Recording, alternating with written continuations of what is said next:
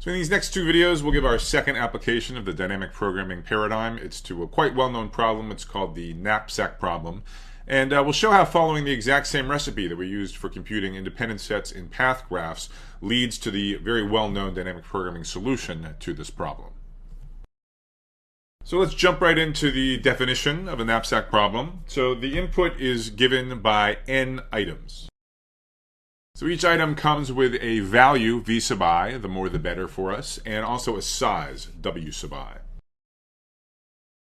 We're going to assume that both of these are non-negative. For the sizes, we're going to make an additional assumption that they're integral. In addition to these two n numbers, we're given one more, which is called a capacity, capital W. Again, we'll assume this is both non-negative and an integer. The role of these integrality assumptions will become clear in due time. In the knapsack problem, the responsibility of an algorithm is to select a subset of the items. What do we want? Well, we want as much value as possible, so we want to maximize the sum of the values of the items that we select. So what prevents us from picking everything? Well, the sum of the sizes of the items that we pick have to total to at most the capacity, capital W. Now, I could tell you some cheesy story about a burglar breaking into a house with a knapsack with a certain size, capital W, and wants to make away with sort of the best loot possible. But that would really be doing a disservice to this problem, which is actually quite fundamental. This problem comes up quite a bit, especially as a subroutine in some larger task. Really, just whenever you have sort of a budget of a resource that you can use and you want to use it in the smartest way possible, that's basically the knapsack problem. So you can imagine how it would come up in a lot of contexts. So let's now execute a recipe for developing a dynamic programming algorithm. Remember, the key to any dynamic programming solution is to figure out what is the right set of subproblems, and we're going to arrive at the subproblems for the knapsack problem, just as we did for max-weight independent sets, by doing a thought experiment about the optimal solution and understanding what it has to look like in terms of solutions to smaller subproblems. The bottom line of this thought experiment, the deliverable, will be a recurrence. It'll be a formula which tells us how the optimal value of one subproblem depends on the value of smaller subproblems.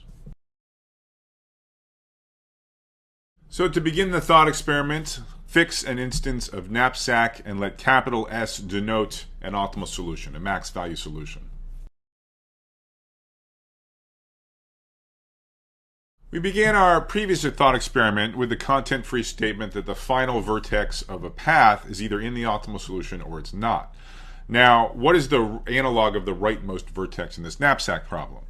Well, unlike a path graph, there's no intrinsic sequentiality to the items that we're given. They're just an ordered set. But it's actually useful to think of the items as sort of literally ordered 1, 2, 3, all the way up to n. And then the analog of the rightmost vertex is just the final item. So the content-free statement we're going to work with here is either the last item belongs to the optimal solution, capital S, or it doesn't.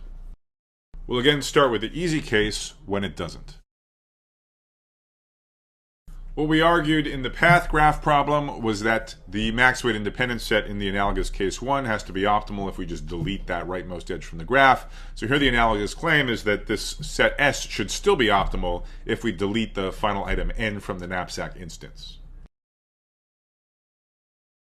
The argument is the exact same near-trivial contradiction. If there was a different solution S star amongst the first n-1 items with weight even bigger than that of S, well, we could regard this equally well as a superior knapsack feasible solution back with all n of the items, but that contradicts the purported optimality of S. So let's go through the slightly trickier case 2 together using a quiz. So suppose the optimal knapsack solution does in fact make use of this final item n. Now, we want to talk about this being somehow composed of an optimal solution to a smaller subproblem. So if we're going to delete the last item, then we can't talk about S, right, because S has the last item. So we need to remove the last item from S before we talk about its optimality. That's analogous to back in the independent set problem. We removed the rightmost vertex from the optimal solution before talking about its optimality in a smaller subproblem. So the question then is, if we take capital S, the optimal solution, we remove item n, in what sense is the residual solution optimal? Put differently, for what kind of knapsack instance, if any, is that an optimal solution for?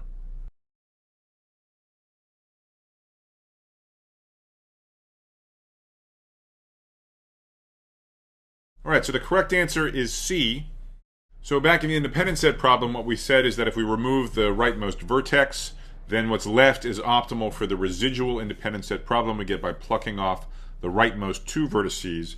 Here, when we remove the nth item from the optimal solution S, the claim is what we get is optimal for the knapsack problem involving the first n-1 items and a residual knapsack capacity of capital W minus little w sub n. So the original knapsack capacity with space reserved or deleted for the nth item. So before I give you a quick proof, let me just briefly explain why a couple of the other answers are not correct. So first of all, answer B, I hope you could rule out quickly. It just doesn't type check. So capital W, that's the knapsack capacity, so that's in units of size. Little v sub n, that's the item's value, so that's in dollars. So it doesn't really make sense to talk about the difference between those two. They're just, it's apples and oranges. Part D, if you are worried about feasibility at any point, so if you take capital S and remove the nth item, what have you done? You've taken a set of items whose size was at most capital W by feasibility of S, and you've removed an item with size Wn from it, so what remains has total size at most capital W minus little w sub n. So S minus n would indeed be feasible for this residual knapsack capacity, capital W minus little w sub n. A much more subtle point is part A. That's a very natural one to guess. That turns out to not be correct. So it turns out there might be smarter ways of using the first n-1 items than S minus item n if you had a full knapsack capacity of capital W to work with. So that's a subtler point, and it's a good exercise for you to actually convince yourself that A is wrong. That there's no reason that when you take out item n from S and you still keep using the original knapsack capacity that this has to be optimal. That's not going to be true. All right, so why is capital C correct? Well, this is going to have the same spirit of case 2 of our weighted independent set thought experiment.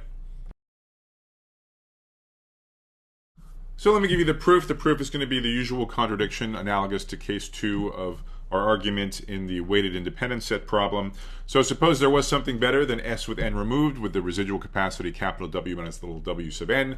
Call that supposedly better solution S star. So what can we do to get a contradiction? Well, let's just take S star, which involves only the first n-1 items. Let's add item n to it. Since S star has total size at most capital W minus little w sub n, and item n has size w sub n, the result has total size at most capital W. So it's a feasible solution to take S star and extend it by item number n. And if S star had more value than S with n removed, then S star with n included has more value than S. So for example, if S had total value 1100, 100 of which was coming from the nth item, then S with n removed had value 1000. If S star was better, it had value 1050. Well, then we just put n back in and it has value 1150, which contradicts the purported optimality of S star, which had total value merely 1100. So notice what's going on here. So in taking away W sub n from the knapsack capacity before we look at the residual problem, we're in effect reserving a buffer for item n if we ever need it. That's how we know we're feasible when we stick n back into this solution S star. That's analogous to deleting the penultimate vertex of the path, again as a buffer to ensure feasibility when we include the nth vertex back in the independent set problem. So what was the point of this whole thought experiment, which we've now completed? Well, again, the point was to say the optimal solution, whatever it is, it has to have only one of two forms. We've narrowed the list of candidates down to two possibilities.